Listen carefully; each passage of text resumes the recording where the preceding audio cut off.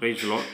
ఈరోజు మనము దీని యొక్క వాక్యం చూసినట్లయితే మొదటి కీర్తన గ్రంథం మొదటి అధ్యాయం మొదటి వచనం. దుష్టుల ఆలోచన చొప్పున నడవక, పాపుల మార్గం నిలవక, అపహాసులు కూర్చుండు చోట కూర్చుండక, యెహోవా ధర్మశాస్త్రంలో ఆనందించుచు దివారాత్రము దాన్ని ధ్యానించువాడు ధన్యుడు అని సెలవిస్తూ ఉంది.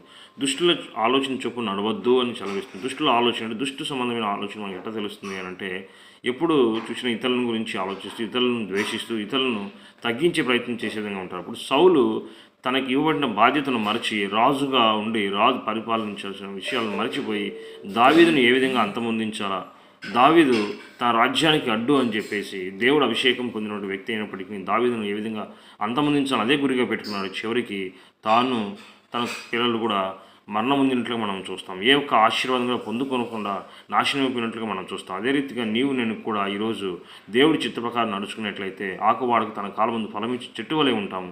దుష్టుల మాదిరిగా ఉండదు.